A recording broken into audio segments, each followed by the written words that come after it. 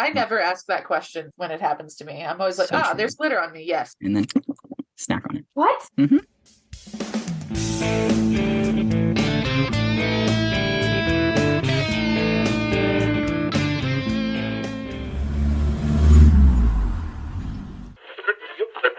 Hello and welcome to Saving People, Queering Things, the supernatural podcast where Dean sure knows a lot about Twilight. Today we are pulling up to Season 6, Episode 5, Live Free or Twihard. I'm your host, August. My pronouns are they, them. And today I am joined by my co-hosts. I'm Elayna. And I'm Noah. And we are also joined by returning guest co-host, Pluto. Hello. Welcome back. Thanks for coming on again for this episode. Thank you for having me for this episode.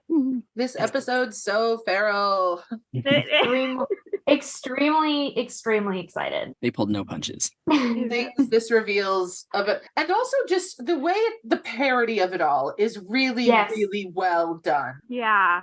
Yes, I love a good, this is one, there's sometimes Supernatural will name an episode something and then not commit to the joke. I'm going to say it again because my phone went off. Nope, that was.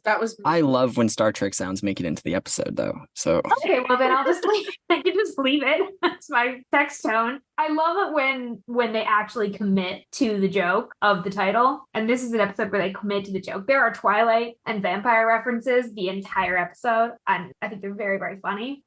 Truly. But before we get into all of that, my question for today's episode for each of you is, what is a favorite depiction of a vampire in pop culture for you? Oof.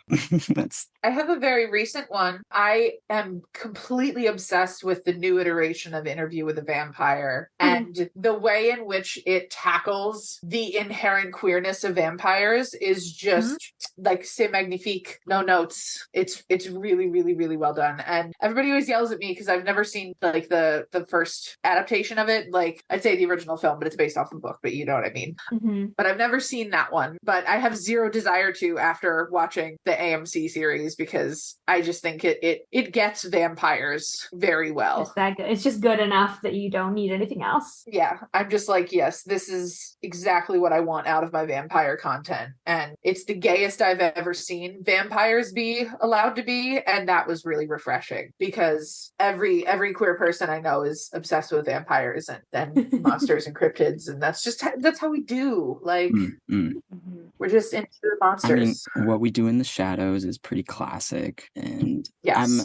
I like how The Witcher deals with the vampires in the video games, and haven't read the books, but the show as well. But I don't know, those are always interesting vampires, but what we do in the shadows is probably most iconic. I was actually thinking about that when I was watching this episode. I was I actually really love Jennifer's body as a vampire story because it's not a traditional vampire, but she still very much is a vampire. And now I want to watch that movie tonight. Wasn't there some weird Disney movie where it was Mom's Date with a Vampire or something? Yes, Mom Got a Date with a Vampire. Sorry. Sorry, I don't know why core memory just got unlocked there. No, my God, I loved that movie when I was a kid. My sister and I were obsessed with it because it had one of the aunts from Sabrina the Teenage Witch and then Mr. Sheffield from The Nanny, both shows that we were obsessed with and raised on. Oh my God, it is the guy from The Nanny. It is. Oh my Lanta. I never noticed that one. Oh my Lanta. You never heard me say that? I say that all the time. I know, but I love it. It's funny. Yeah. It only makes it on the podcast every once in a while. Yeah. There's someone else I know who says it you say it sometimes, but I have another friend who says it all the time, and so I associate it with them. But yeah, there's worse things to be associated with. It's kind of pretty funny. See, you all gave really good vampire media thoughts there, but the two vampires that were circling around in my head with this question gonna be a little embarrassing. No, a little more embarrassing. No, because I thought about the Count from Sesame Street. Yes. That is exactly who my heart would hope that you, August, as a person, would think of. Also Spike from Buffy, because I think both of those are very funny depictions of vampires. And Spike was the second thing that came, second one that came to mind, specifically Spike. Not that show. No, just Spike. Nicolas Cage's Dracula from Renfield was pretty good too. Oh my God. That I have not seen it yet, but Oh my I God. really want to. It's so good. I have a Underrated. hard time with Nicolas Cage. Oh my God, no. But if it is good, I might be able to get through that. The There is unbearable weight Nicolas of massive Cage has talent never made is anything bad in his life. never. I love Nick Cage. I love him. And Austin, the movie's so funny and like really unexpected. That's what I've ways. heard, is that it's very Like, funny. my friend and I started cracking up because in the middle of it, or like towards like the big bad battle, like My Chemical Romance started playing. No, And then, like, Fantastic. vampire media. Perfect. Well, now that you've met all of us and maybe got some recommendations for your vampire, new vampire media, Your thirst for vampire blood. But it is now time to catch you up. So if you haven't watched Supernatural recently, here's what you missed on the road so far. First up, Noah is going to recap the show up till this point. Perfect. Easy. 30 seconds. Are you ready? Let me, yeah. over 100 episodes of content in 30 seconds. We believe in you. It'll be great. Well, I'm going to count you in. Let's do it. 3, 2, 1, go. Okay, so the two brothers, Sam and Dean, fought super hard to stop the apocalypse, and then they ended up enacting the apocalypse, and then they ended up stopping it by the end, but Sam had to sacrifice himself, quote unquote, jumped into hell, and then was gone for a year. Dean survived and was suffering the whole time, but then found out that Sam was actually alive and was working with their dead grandfather and didn't tell him, but told Bobby, and Bobby didn't tell Dean, and then they've been dealing with that and trying to figure out how to get back into their hunting groove while figuring out if Samuel's actually trustworthy. Solid. Very broad strokes. Hey, that's what that's for. You got us up to speed. So now it's Elayna's turn to recap today's episode, Live Free and Twihard. Are you ready? Prepared for this in no way, so this should be a good time. Great. Love I was that so energy. excited. I was so determined to have my mixtape pick ready that I completely forgot to look at the document for these sort of things.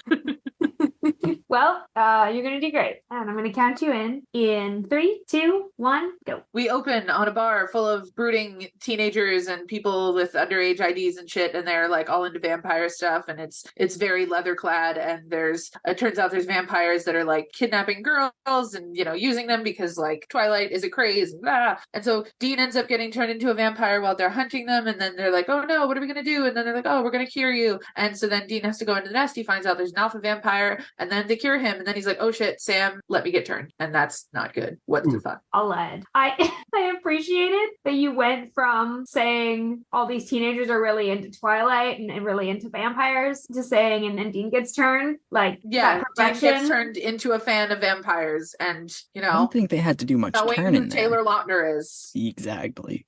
There's an awful lot about Twilight in this episode. He truly does, and I But have so no does questions. Sam. Your Honor. Sam knew that Lautner played a werewolf. He said, whoa, he's not even a vampire. Which leads me to believe that the two of them one night were sitting there and they were just like, hey, you know, the local theater is playing Twilight. We should like take a fifth of whiskey and go into the theater and like play a drinking game to it. Buddy enough right now for that. I feel like this, like, I'm trying to match the dates and be like, what would have been, when would. I think it's Lisa is into vampires and vampire media and got Dean into it because Ben is like, But yeah, then Dean vampires was are so like- spooky. And then Dean had a whole moment where he was like, oh no, is this Rhonda Hurley part 2?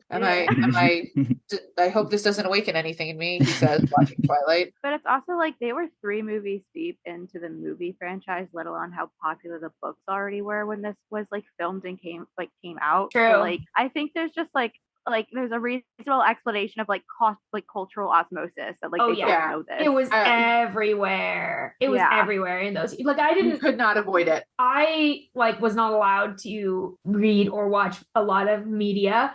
So Twilight was definitely on the like big no list because, you know, supernatural beings and demonic shit and all that. And teen sex. And teen sex, yeah, that was also equally probably the problem. Except they didn't have sex. That was like No. the whole thing because Stephanie Meyer's a Mormon. And not Yeah. until eventually, because they do, and she looks like a punching bag. Like, they do. That's their honeymoon. They're married. It doesn't matter anymore. It's They're not married. At that whether point, they But do it's in how the much world. older They're is he married. than her? That okay? We're losing the point. He's 1,000. Okay. It's a problem. 100. Anyway, He's 100. I knew all of this stuff about Twilight, and despite the fact that I didn't see or read any of the Twilight, like I think I saw like the second movie with a friend, but not till I was like 19, which was like quite a while. Was at the point where Twilight was like out of the like I was cultural 17 when I read them and went to all the midnight releases of the movies. You were the target audience. I wish I wasn't, but I absolutely was. And I had a t-shirt that said Team Switzerland that I made and wore to the midnight release of Breaking Dawn. How did I not know this? I love that. Wow. I love that for you. That's Remind me so to good. show you my bracelet. I have a bracelet that I got at Barnes & Noble because I was one of the first 10 people in line. So it's a little bracelet that has like the 2 charms on it. Yeah, it's bad. I don't talk about my Twilight days. That was the dark ages of my fandom. No, I've only seen 2 of the movies, the first one and the last one. And it was during that winter storm a couple years ago, and we had lost power and heat and electricity most of the time. And so we booted up whatever discs we had on the laptop and we made it through Twilight and then Breaking Dawn Part 2 in the living room while it's drenched in snow quite everywhere. Quite a jump. My sister was really into Twilight, and so I went to one midnight premiere with her, my mom, and one of her friends. I don't remember which one it was though. Yeah, like I have all my copies of like original first edition copies of the books that I keep on a shelf facing backwards so no one knows my shame. Except now you're talking about it on a podcast. On a podcast, but it's Publicly fine. broadcast. Listen, I've come to terms with my Twilight fandom years. You know what? Have you? Because they're still backwards on the shelf. I don't. Yeah. This might be the time, Elayna. It might be time to turn those books around. Maybe.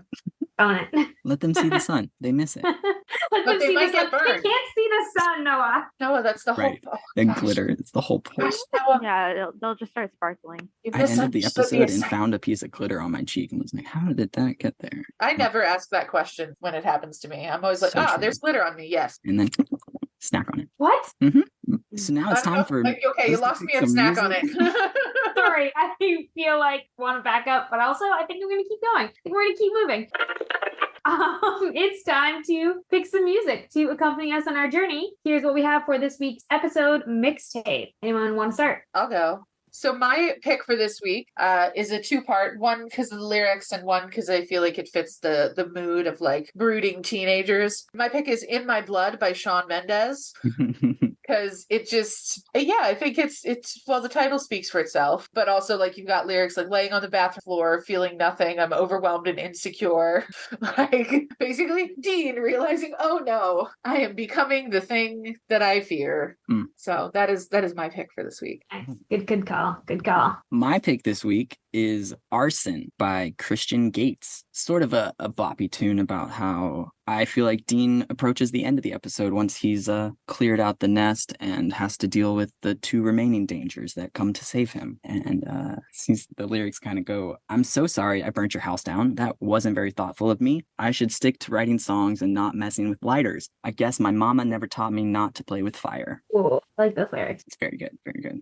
I went back and forth on my pick for this episode. And by which I mean I looked at like 5 different Hozier songs and was like, which one? So what I've decided to go with is From Eden by Hozier. Yeah, I don't have coherent It just thoughts fits. about it. It's it just beautiful. fits. The vibes fit. The lyrics fit. It's a fantastic song. I will use Hozier again probably soon. Nothing wrong with that. Nobody's complaining, I don't think. That's my pick today. Pluto, what about you? Okay, so full disclosure, I forgot to actually listen to the whole song before I chose this. Yeah, it's fine. We're going with vibes. But in the opening scene after the Rose of Fire, when they're in the bar, a song called Bela Lugosi's Dead by Bauhaus is playing. And there's like several layers of like vampire relatedness in that whole thing. Because obviously like Bela Lugosi like played Dracula and then the Universal Dracula movie in the 1930s. And then like Bauhaus is like an art, architecture, whatever style that was really popular during the Weimar Republic. And what else was was a product of the Weimar Republic? Fucking Nosferatu and Metropolis, which I have a lot of thoughts about when it comes to like a vamp versus the virgin, and like the whole concept of like the vamp before like the like cinematic vampire of Dracula was like it was like a vamp that's like a sexual, like sexually promiscuously powerful woman and all this stuff. And then also I just thought like the way that they used it in the episode was really clever, because it reminded me of, you know, in like the first Scream movie, the first time we meet Sydney Prescott, how she's like in her room and then Billy Loomis pops up in the window and everything, right? And like in the background there's a cover of Don't Fear the Reaper by the Blue Oyster Cult playing. So it's like kind of telling you right off the bat, like he's the man, like he's your man, that's the dude, he's the killer. Yeah. They kind of do something similar with the lyrics of this song, because like when we first see Robert who were like, oh, this is a fake vampire, like the lyrics like undead, undead, undead are playing. So it's like telling us, actually, no, he is a vampire, like for real. Yeah. Like he's for reals, he's undead. Yeah. So that was fun. Yeah. That's a great pick. Oh, that I appreciate that you knew the layers of that. That's awesome. Okay, so now that we've got our mixtape, it is time for this week's hunt. Today we are pulling up to season 6, episode 5, Live Free and Twihard, through the theme of crisis. Merry crisis. Anyone have a place they would like to start with this episode? I know we have a lot of thoughts today. We could start with the road so far. Yeah. Gordon Walker. We got Yeah, some Gordon Gordon Walker. Walker. How'd you feel, Noah, when you saw that? Road Just so far. sad because I know he's not coming back, so it's just a bummer. It's like, okay, they fucked up him. Yeah. Okay. He's all the way dead, unfortunately. Yeah. And that's saying something in the supernatural universe. Yeah. True. Yeah, it is. Because you can be all the way super mega dead sometimes and still. Pop back up. Can be in Lucifer's cage, and somehow then you aren't. And then you're just here. Yeah. Still, you can be saved by a plot device. Yeah, I just thought like the road so far, the way everything was like spliced together was so interesting, because you go from like Gordon Walker and vampires and how you get turned into a vampire, and like there's a lot that went into that season 3 episode, Mm-hmm. to the point where like I was on a podcast that was 2.5 hours long about it, because there's just a lot going on with vampirism and how it's presented in that episode. To like all I could think about when I was watching, when like Lisa popped up and was like, Ben and I will be here and you can just be here when you're here or whatever, was like that part in the Barbie movie where Ken's like, you could be my bride wife or my long-term low commitment distance girlfriend. So she was like, you don't have to be my you don't have to be my groom husband. You can be my long-term low commitment distance boyfriend.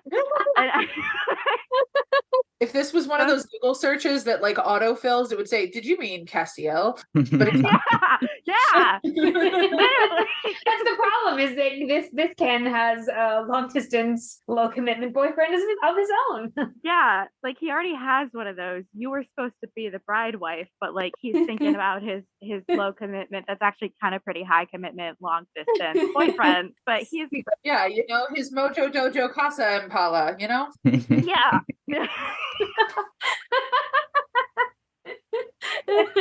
You're welcome. That's the title of the episode right there. Yeah, right there. It's Mojo Dojo Casa.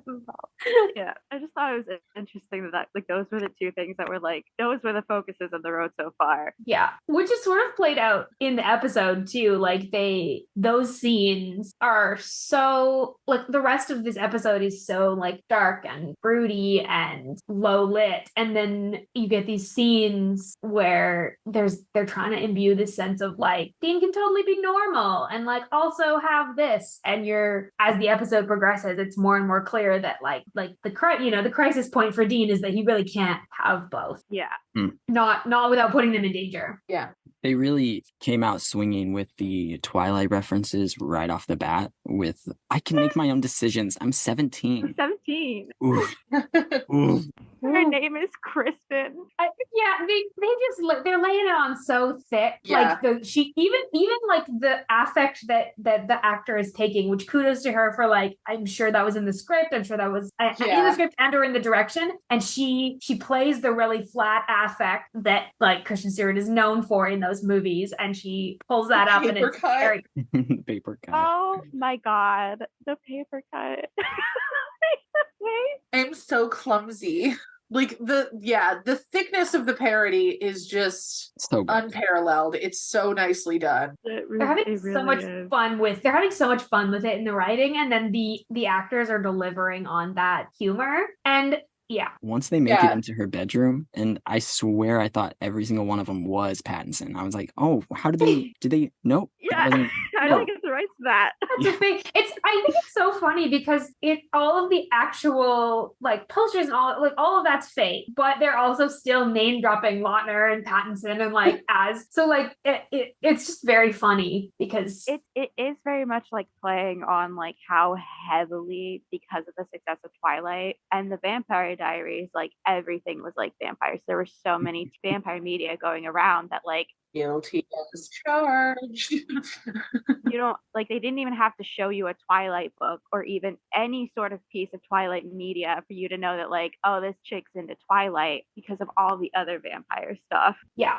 And just the general like aesthetic that they were using. Like I feel violently thrown back to that era watching this episode. Yeah, when they walk into her room, I was just like, oh, the war flashbacks. Yeah. I was also just like, something I think about a lot when watching like this season in particular is just like, damn, the cost of living in the Midwest in the 2010s must have been so nice, because like her bedroom is amazing. I would have killed for a bedroom like that. She had a 4-post bed, like queen size bed. Yeah. And everything has clearly been like painted and done. She all of the things on her walls have like incredible, beautiful frames, which that she bought from Spencer's, I assure you. Which does feel like I was tacking up posters with push pins and tape when I was that age. Yeah, her stuff is framed. It's all very like a cohesive aesthetic. So it's like, did she do this by herself? The paint has been done. So like there's gotta have been some adult involvement because like it's been painted. Yeah, I was very impressed by it. And then also like Lisa's a yoga instructor and a single mother, but like she lives in a very nice house. She lives in a very nice neighborhood. Like, and like has Dean I'm curious, I'm wondering if Dean has set up like she had this before as well, but I wonder if any of the financial scams have also been contributing to this. Well, he has a job. Well, yeah, I mean he has a job obviously, but then also like he's gone back to hunting. He's left the job. He's left that job. Yeah, he does not currently have a job. I mean, he's probably not employed with that job anymore. He also like he showed up to her already having that house. Mm-hmm. Yeah, for sure. So, like she was already dealing with that. Like if anything, you know, she was able to take like more weekends with the girls because she had more spending money because somebody else was financially. That's true. Someone else is also like she was really. Keep with the Barbie discussion. Like she was Barbie. Lisa is the Barbie. Also, I just like Lisa watching this episode. I remember in the fandom. I also reminded of the way the fandom treated Lisa because I'm like watching these scenes and I'm watching how she's responding to everything in this incredibly reasonable. Like again, she also is like, you can be here when you can be here, which is way more than most people would do in this circumstance. And she's trying so hard to like make this work for both of them. But she's also really good about like saying when it's not. And I just really have a lot of respect for like Lisa as a character. But I know that's like an uncommon thing in the fandom. I was talking to someone last night and they were going through a Reddit thread where people were like listing like their 5 least favorite characters. And I won't say a lot about that because a lot of them are like there's a number of characters that feature prominently that like are not characters we have reached yet. But like Lisa shows up on some of those lists of like people's like top 5 most she often shows up on lists and it always makes me mad. Smells of a lot of sexism.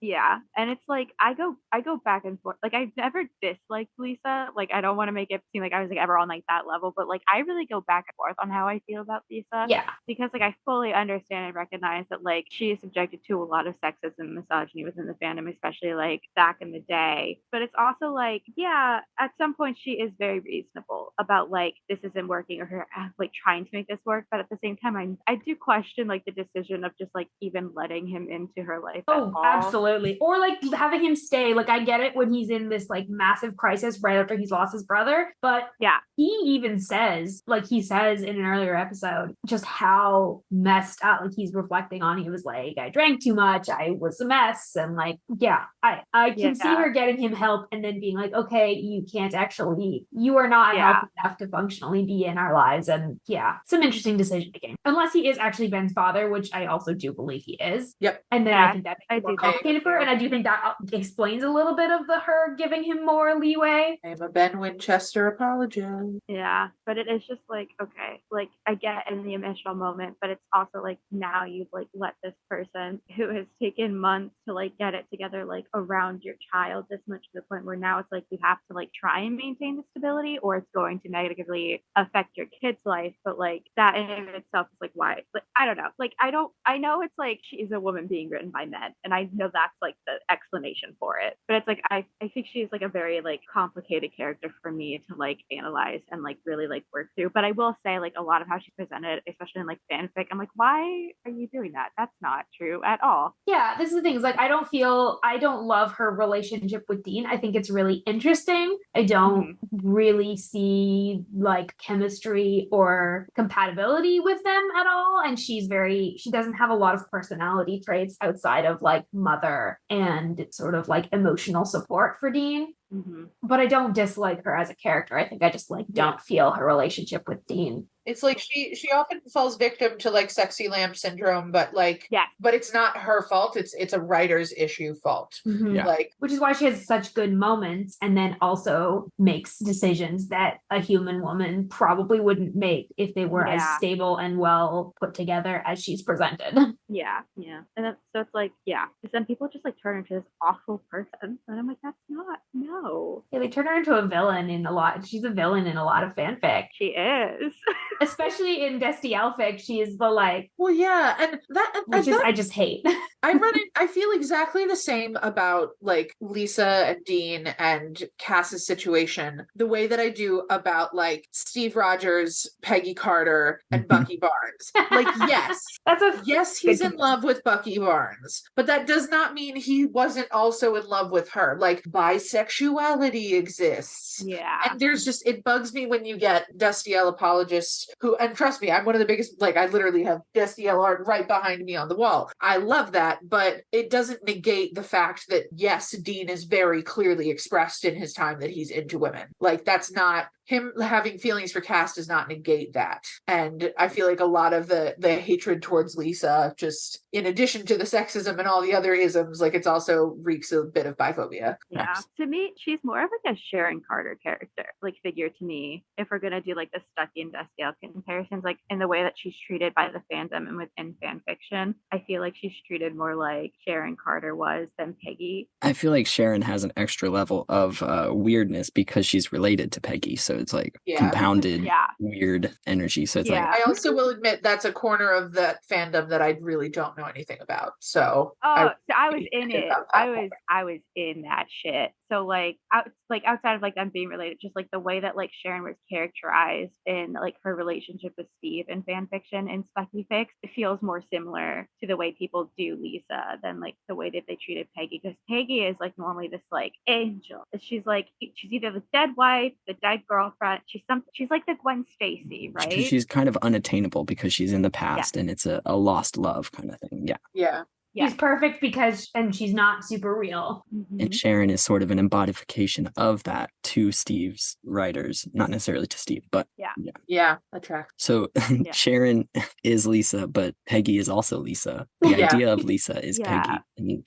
So in case we didn't explain this clearly enough. I am you and me are we and we are all Yeah. If you are one of the people that understands the intersection of these two fandoms, this metaphor might make a lot of sense to you. I'm I'm close enough that I sort of get it, except I was never really deeply in that fandom. I think it's like the same way that like I'm not going to deny that like Steve Rogers had feelings for Peggy Carter, but I do think throughout most of the franchise, it's like he's in love with the idea of Peggy more than like actually the person. Oh, Peggy. for sure. And that's so much Dean's relationship with Lisa. Yes, he's in love with the idea of Lisa. and the idea of like normalcy. That's a really good distinction to make, honestly. Which is also why I think we see more like the moments with Dean and Lisa that seem to really stand out are mostly related to Ben. And like in terms of even in 601, most of the most meaningful shots around showing Dean's previous year are around his relationship with Ben. Like that's the really concrete thing. And because I think like that's what Dean is looking for: stability. Dean is looking for the ability to care for people in a safe environment.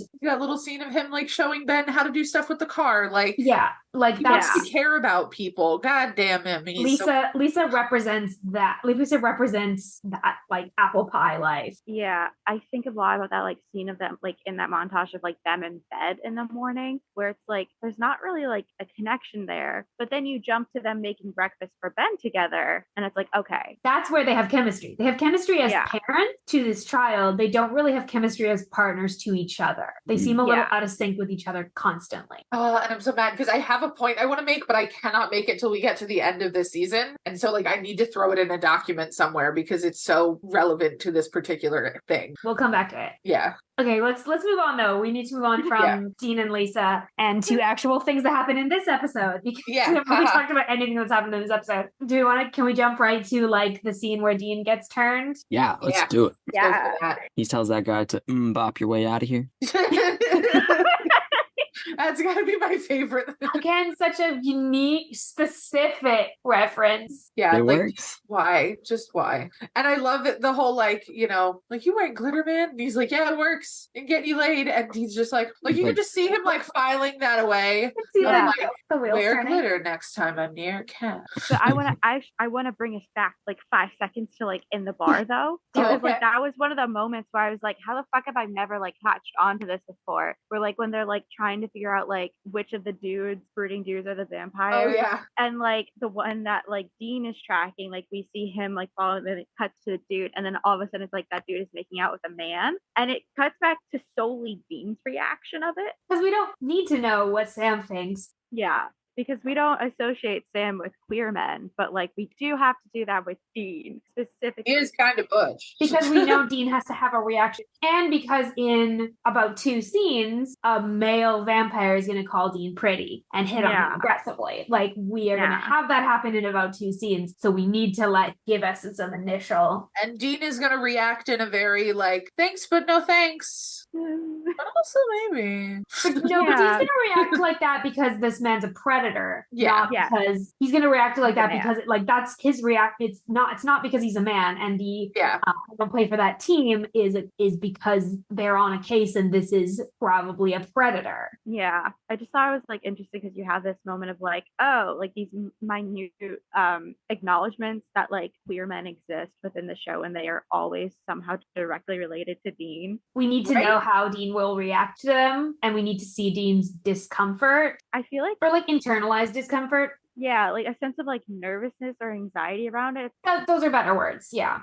Of this, like, I need to look away because I can't let people know that I don't want to look away. But he can't stop watching because he wishes he could be as free as they are. So it's a fun balance to strike there. There's this like curiosity. Little, like raised eyebrows and like nodding of like, oh, okay, like other people can do this. It always feels a little bit like whenever Dean sees queer people, like a little bit of a light bulb. It always feels like another circuit is connecting in his brain. Of like, oh, people in this context can be queer. Because then whenever we see it in another context, we'll be like, oh, people in this context can be queer. And it's almost a little bit like, and also especially when he sees like intimacy between queer people, like I'm thinking about in Real Ghostbusters, he sees the like connection between these two cosplayers. And then when it's revealed that they're a couple, there's this light bulb moment for him of like, oh, I can see this intimacy is like a desirable thing. And he can see the value in it.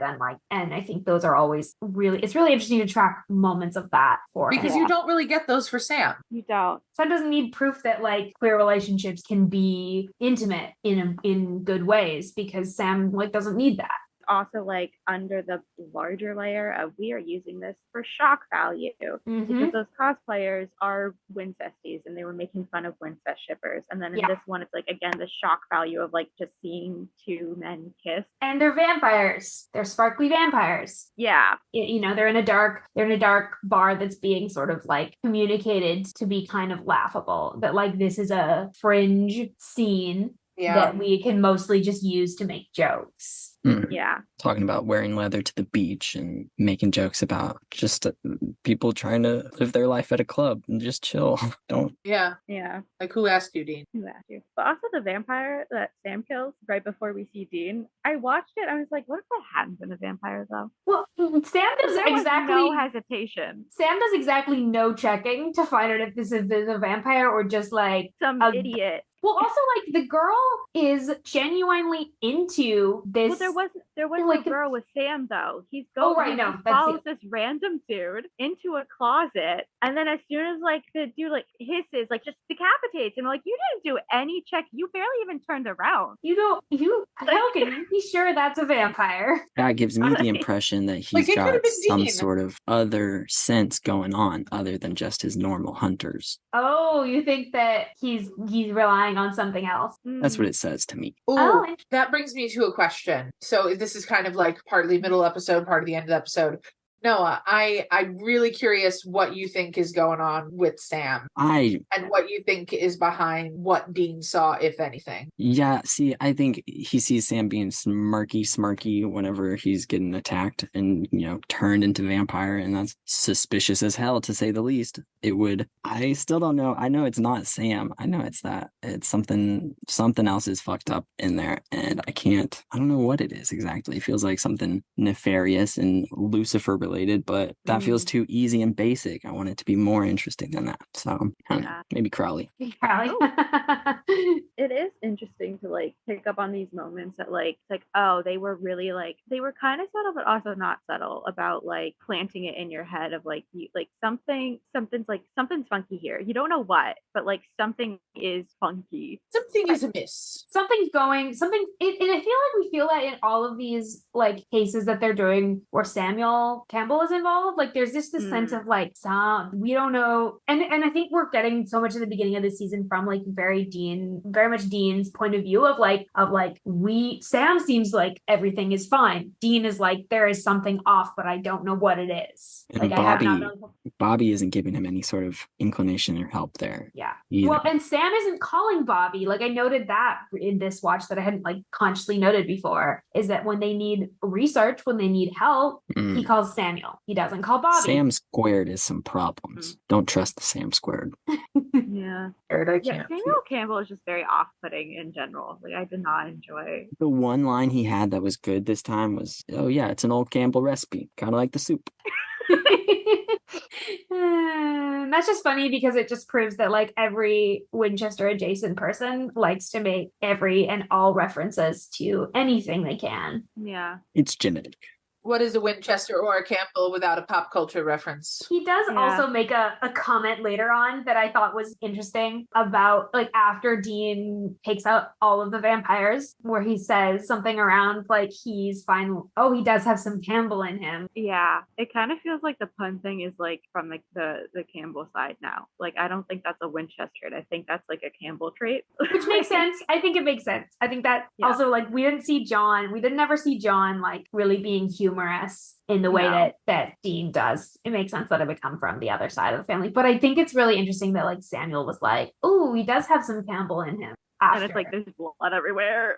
Yeah, what's the pose that Dean was in when they walk in? He decapitated Boris and then scooted the head in a direct line away from the door, and then just so he could sit there and pose on it. That blood is bad.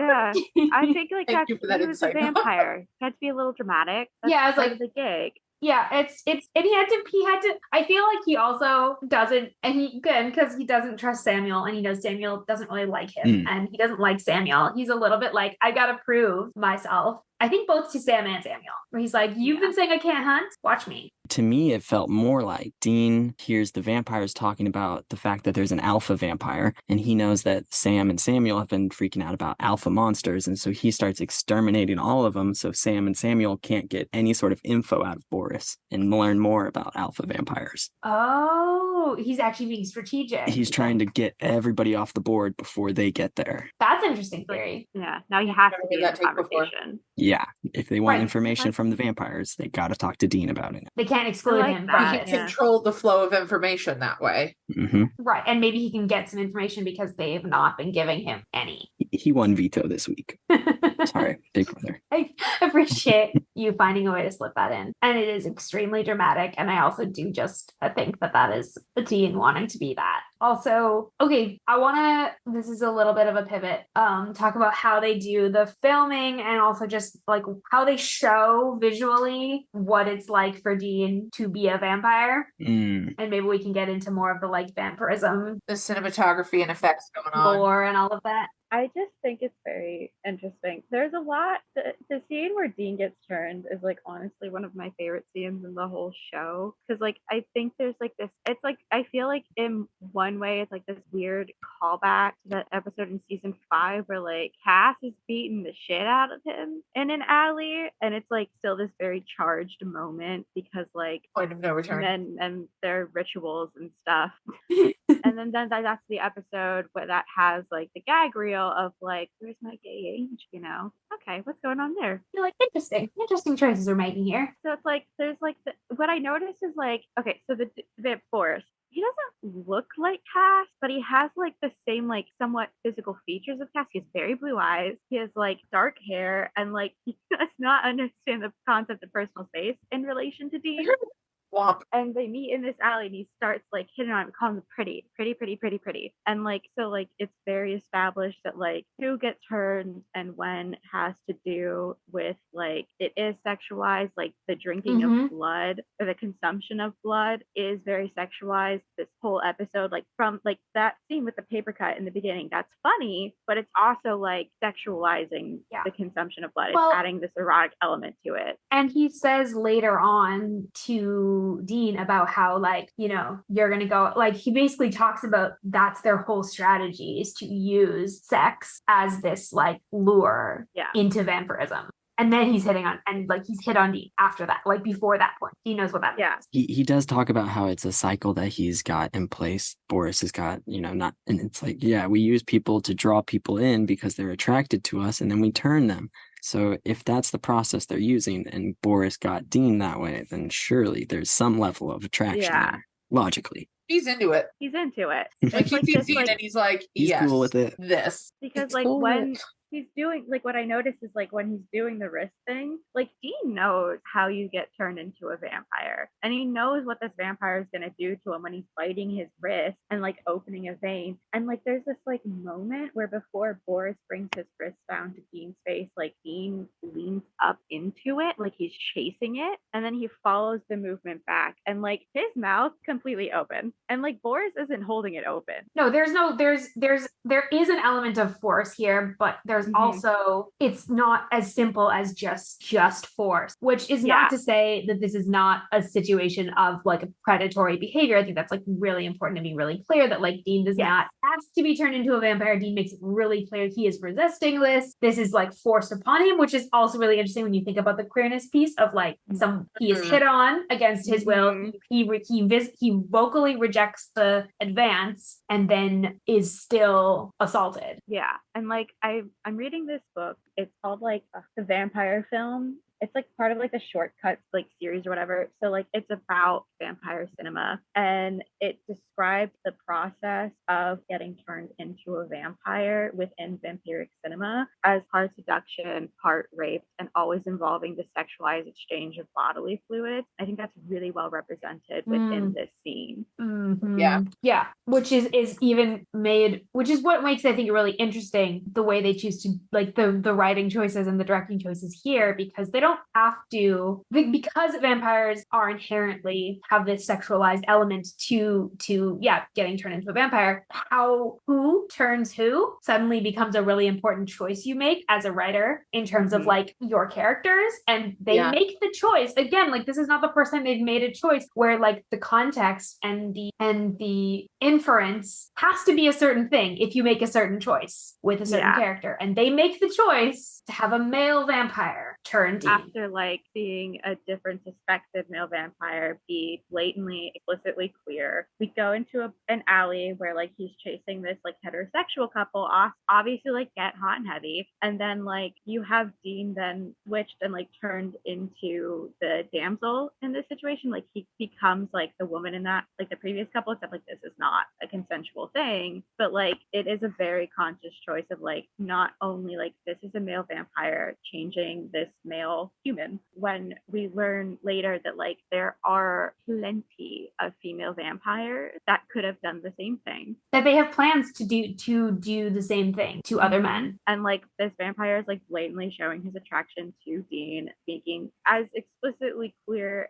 that he is a queer-coded monster without actually saying like, I like both teams, you know. And then like, I don't know, it's just, there's a lot of choices. And it's because then you have like the whole concept of the cure. Like, this is what drives me insane about this episode. It's very much cure is conversion therapy, because like it's so solely reliant on Dean's ability, or the person who's been turned's ability, to repress their desires and not act on them, to resist to the point of death. Like, basically to be like, to resist, you resist or you die. Like, you really, and ultimately resistance is futile. That isn't a metaphor for the queer experience. Like, I had like a good thing from the same text where they talked about Dracula's daughter, which is a very queer movie, and how it kind of starts with her like seeking out psychological help to try and like rid herself of this desire and this to like drink blood and like be a vampire or whatever.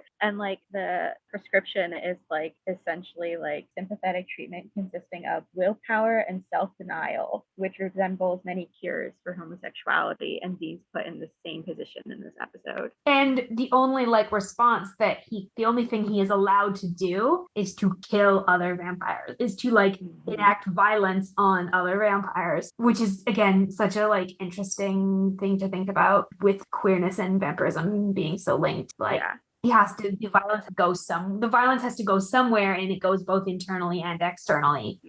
And like the continually like pathologizing vampirism within this universe, first in a way that is like relevant to AIDS, and now in a way that is, it's a mental thing too, both ways that like are related to how homosexuality has been portrayed and like thought of over the course of particularly the 20th century.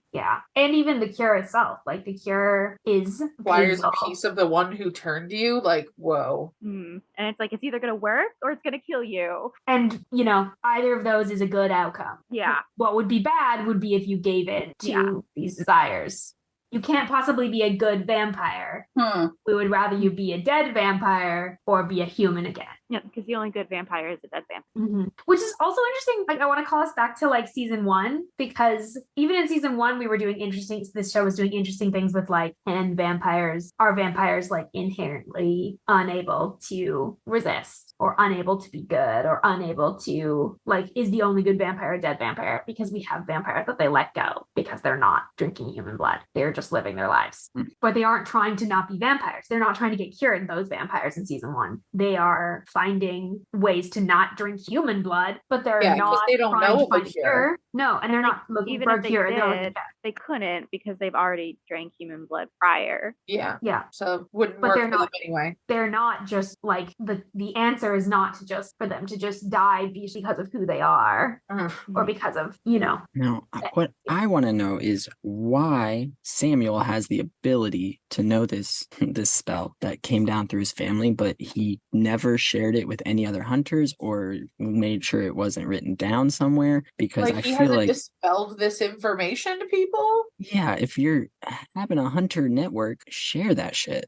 Right, like why Vampire wasn't this cure? shared before he died originally? Yeah, exactly. It Like, should have bro, been make passed a down pamphlet. It's through not the like hunter it's shown that they generations. have it is passed down through the generations familially. It's not like hunters are really known for like So having hunter did- networks of communication beyond the family. So did Mary know? Or do the other Campbells know? And why didn't they tell their kids? Yeah. Because we've already seen multiple Campbells working with Samuel, and we've already heard them mention they have kids or wives. Mm-hmm. Well, how do we know that they don't know? The only person who's really out of the loop is Dean. So, but then why does like no hunter, including like Bobby, who's And incredibly Rufus. well networked? Yeah, you would Nobody think at that any Bobby would point know about previously. Because it's a Campbell family thing. Okay, so I'm saying they're fucking Yeah. selfish. Yeah, so Yeah, like, I'm the saying, camels like, Yeah. fucking Agreeing with suck. it, yeah. The camels fucking suck. They're like, we know how to cure vampires. That like that's like why no one else knows about it, because like it stayed within this family that like until this season we thought died with Mary. Yeah, well, and also it seems like this is not something Samuel has necessarily. It's unclear of whether or not he has ever used this cure before, because he even says like this will either kill you or it'll work. Yeah, because he says it's been like a long time since anyone's used it. Yeah. And I feel like So they're not meeting vampires and trying this. They're not giving vampires an opportunity to try this. They are just killing vampires. 99.9% of the time. This is the first time that they're actually trying to not kill a vampire. because I think it's the first time since that season 3 episode we meet a freshly turned vampire who Mhm. hasn't fed yet. Yeah. Yep. Yeah, that's it. Well, and prior to season 1 too, they thought the vampires were gone. Yeah, they didn't Which was even a whole they thought they were other thing. extinct. They thought vampires were extinct. So They've grown a lot in the last couple of years. Such a turnaround. Now it's in popular media everywhere, and everybody's familiar with them. And vampires are having a Into resurgence. the national Yeah. best. It's the best time to be a vampire in 600 years. I don't know. I It's feel like pretty before the good. internet was I did appreciate the Anne Rice mention. That was so interesting to have this dude specifically say like Anne Rice and like Interview with a Vampire, because that was one of the first pieces of vampiric media or like cinematic vampires that like just went away with the pretext of like keeping like this like queerness of vampires relegated to like this under the surface anxiety of towards male vampires, and was just like, no, these fuckers are gay. Yep. Was like, that is So- just, they're vampires, they're gay. It's erotic. Like you could say gay vampires, but that would just be like redundant because it's just they're the same thing. Yeah. So I thought it was interesting that he like said Dracula and this and Anne Rice, because then it's also like Anne Rice is, I don't know how to feel about Anne Rice. Yeah. I don't know enough about her to have an opinion of her. She just was like weird about fanfic.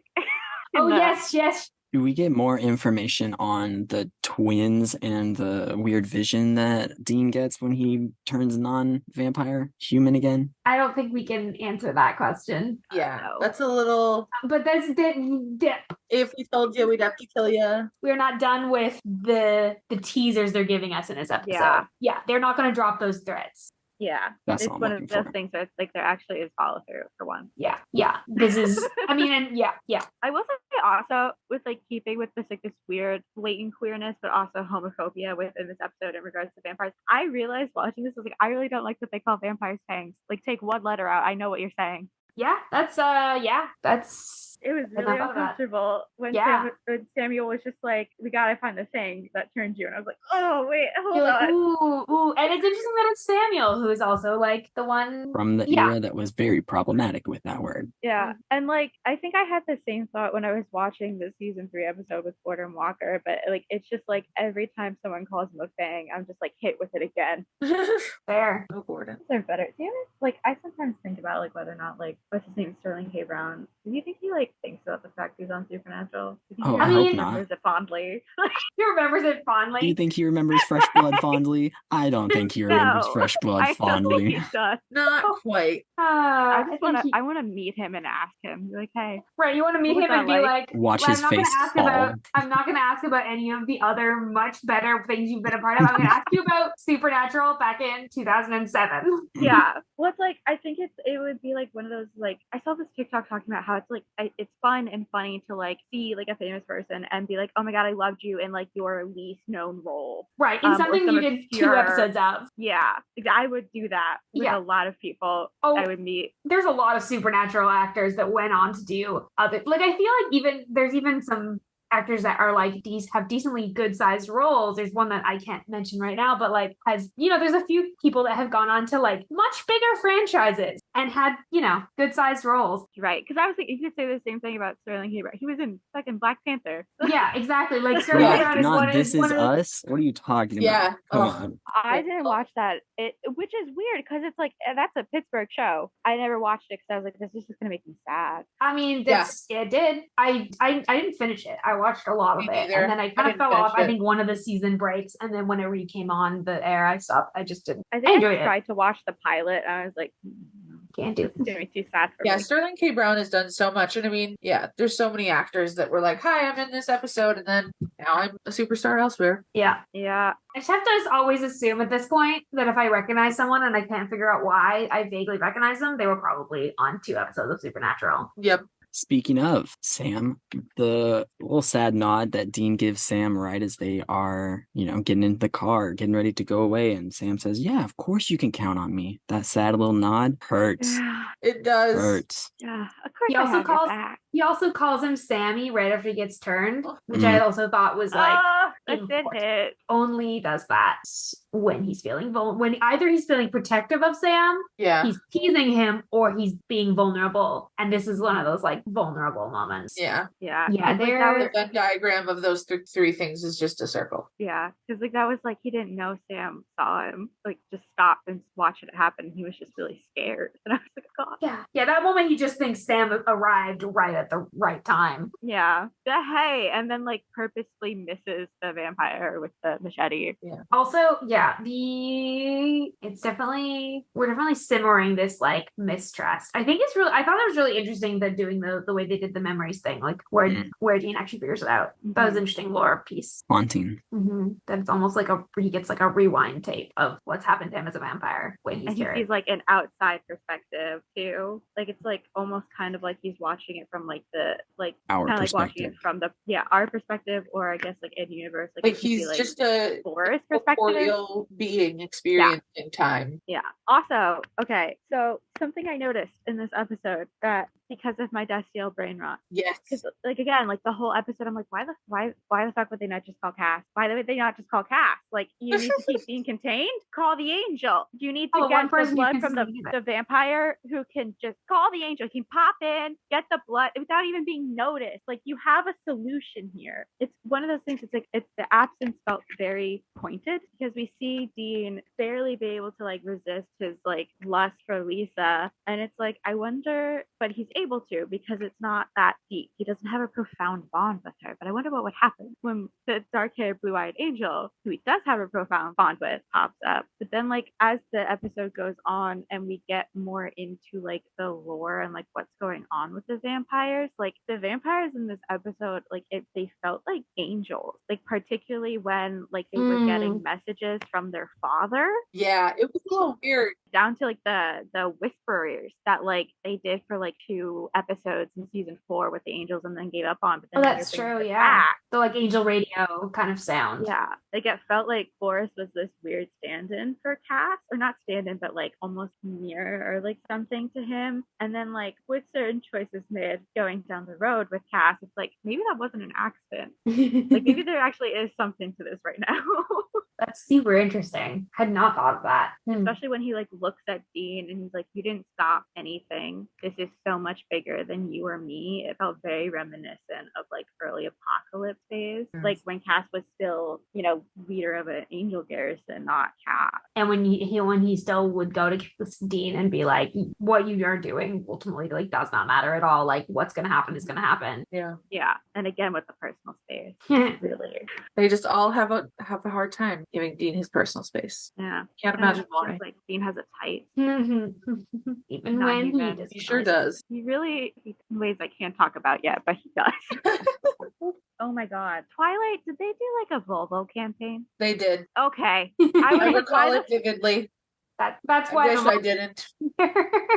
Glad we have someone on this call that can fact check Can Twilight. confirm because he drives one, He and drives so a like they've Volvo. had all these very strategic like product placement shots of when she almost gets hit by a car, and it's like, oh look, she almost gets hit by a Volvo. Hello? Like it was weird, Okay. very bizarre product placement. I wrote down Forrest's quote where he's like, Dracula and Rice, please. These stupid little brats are so horny. They reinvented us as Prince Charming with a Volvo. And I was like, why the fuck did he say Volvo?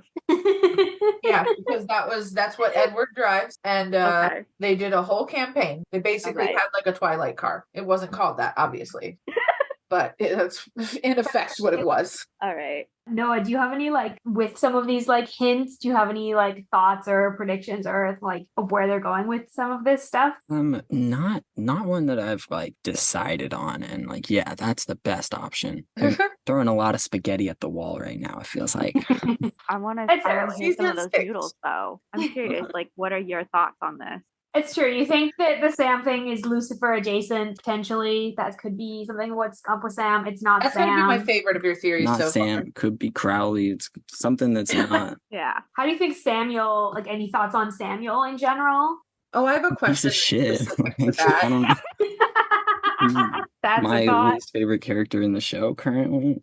Yeah. I hate him. I was curious, Noah, what you thought specifically of his interaction after Dean leaves the room. With And the- it's just like, Calling Sam out on, see, that makes me think that Sam is different around Samuel too. He's not remembering quote unquote conversations that had happened months ago. Is he been different since 6 months into the year that he's been gone from Dean? Did he change, or has he been this weird the whole time? Is he lying about remembering stuff to everybody? did I he don't just know. start being weird when they reunited with Dean? Like, we How don't know. deep does Yeah. it go? We don't know. I don't know.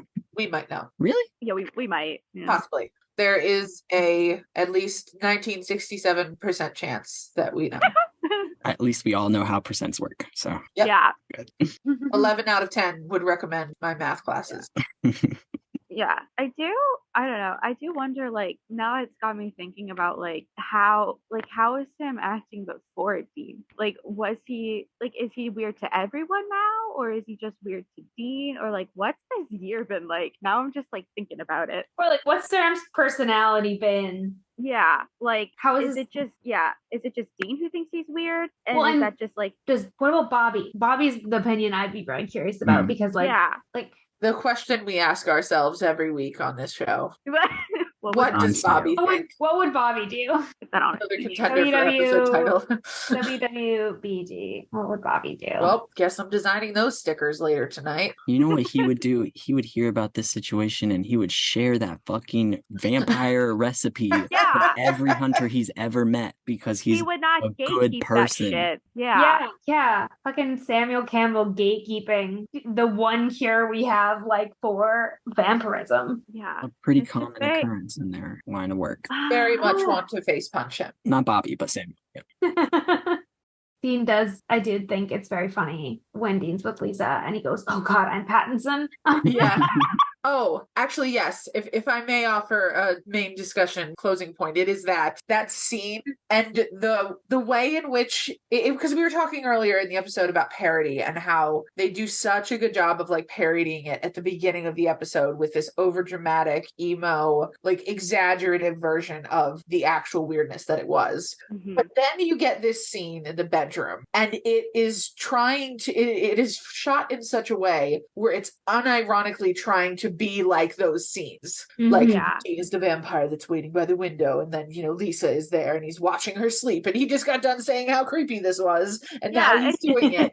It's literally an exact image of It's- copy paste image of like the cover of that book he was holding up. Yeah, and I love the layers to that, and that's one of the reasons I think this episode is so good, that it makes a parody of something, and then it parodies the parody that it's parodying. Like, Yeah. Mhm. And it's still so funny. It doesn't get lost in the weeds of the parody. It doesn't overdo the parody. and it doesn't take away from the seriousness of the scene that he's having with Lisa either. Yeah. Yeah. Like that scene still plays with a more serious tone because of like, the fact that Dean is like under this, influence, and he's hearing her heartbeat and he wants to be with her, but he can't. It's a whole tension that's going on there. But like it's so good. It's like a parody Inception, and I love it. And it's almost to the point where it's like not a parody. Like it feels sincere. Yeah, and that's Like, the weird part. Like it goes so far into parody that it comes out on the other side as an organic scene. Like it's like he is Edward in that moment, genuine moment of like he understands. Like I feel like Edward Cullen in this moment. Because then it's Twilight does interesting things with like gender and vampires, because like vampires are very hyperbolic when it comes to gender presentation traditionally within vampire cinema, but then like you have this kind of more understated masculinity with Edward Cullen, where it's like he's this perfect man that like teenage girls want, but then that like just draws. He's a Northwest Pacific guy in like a pea coat that's really clean cut and is maybe a little too pasty and sparkly. Yeah, and he's like sensitive, but he's also very strong and like protective and possessive in a way that's like almost bordering on creepy, but also like not, because he does like protect her, but it's also like he won't claim her, even though like it's weird. It's just like it's like this man doesn't exist, but like we want him to. I don't know. But then it's also like if he did exist, it would be like this, where it's like you're in danger, get out. Yeah.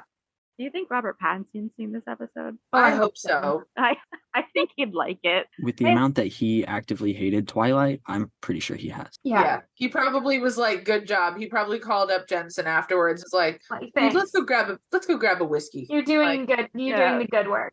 The good Twilight slander.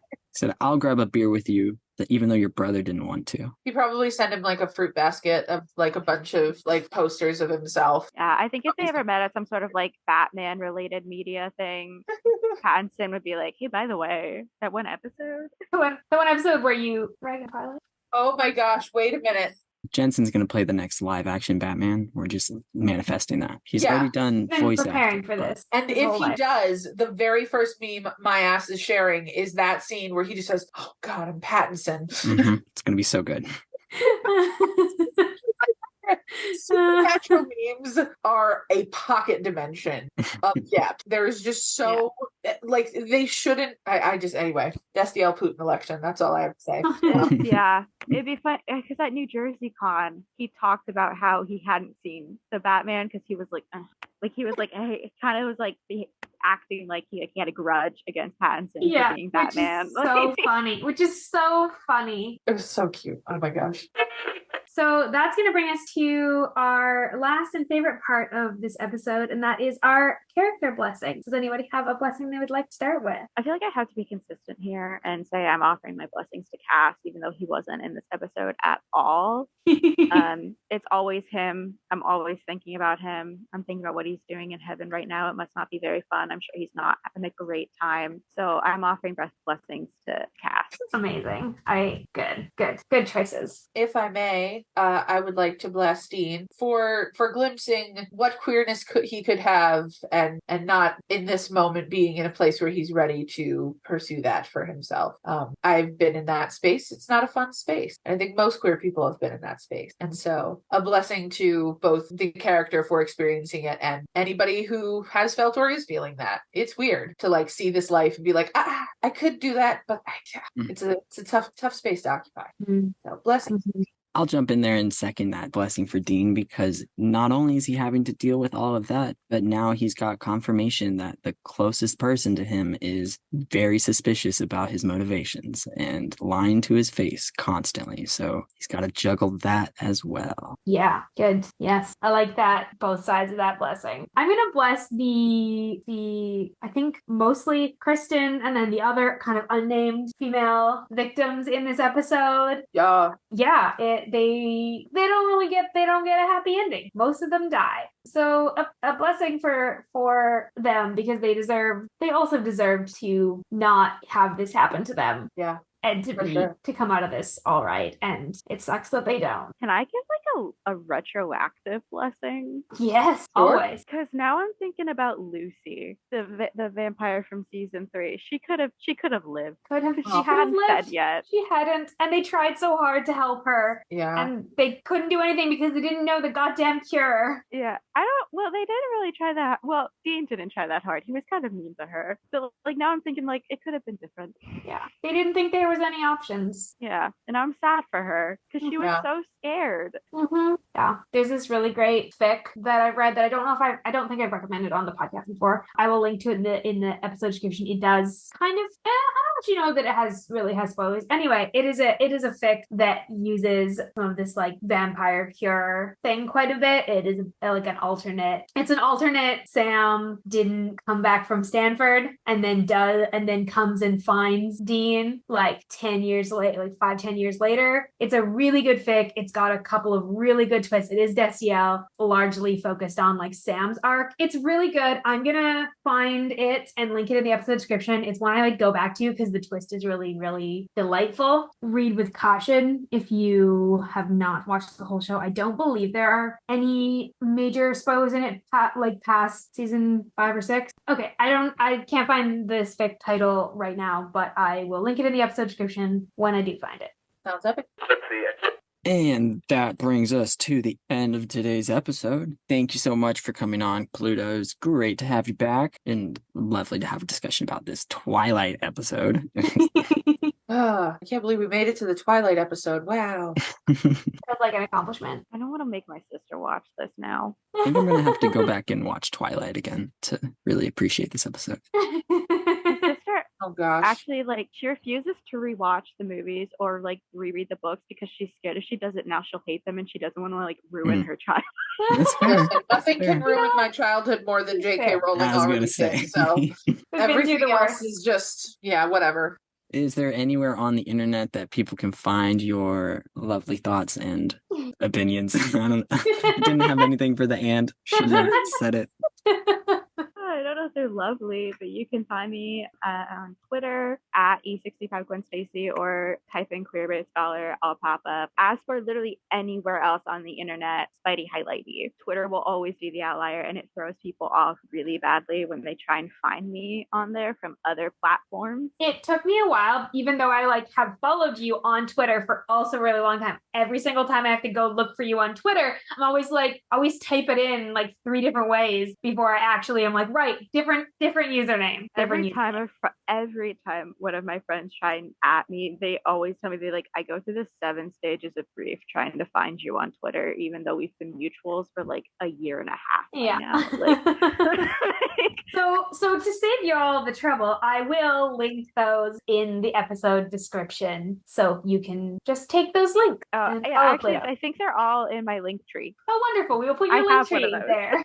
We'll put your link tree there, and people can go and follow you everywhere. Is there the link in there for great analysis and queerbait studies and lots of fandom history stuff. You both. There'll also be a link to my Ko-fi in that, where I occasionally post things. I have like 20 different whips going on for what I want to post on my Ko-fi, but then I get distracted by something else I want to write, so nothing gets finished. But I think about it. There are some things posted on there. That's the energy. That's a relatable energy. Oh my god, wait, I can't end the episode without talking about the fact that like my little vampire thesis, I used images from this episode on like a cover page. The thing is titled "The World is a Bisexual Vampire, like vampirism and queerness and supernatural," or in the Demon Chester supernatural or whatever. And I had Jensen Ackles sign it.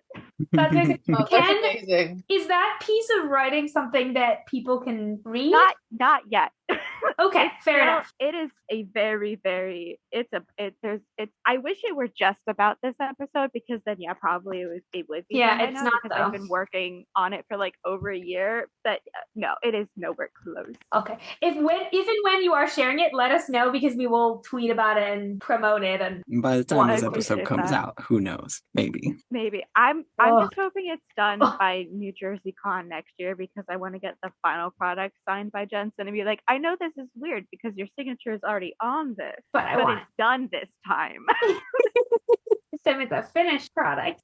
Amazing. Well, thank you to everyone who's listening. If you like this episode and you want to hear more, you can make sure you're subscribed to Saving People Queering Things wherever you listen to podcasts, and maybe share our show with your friends. And you can also join our free Discord server, find links to our socials, and catch up on all the latest season mixtapes at our website, queeringthingspodcast.com. Also out now, Queering People Saving Throws. Our main crew, along with KJ of Supernatural Opinions, are taking a dive into a queer D&D adventure, releasing every other Friday right here on our feed.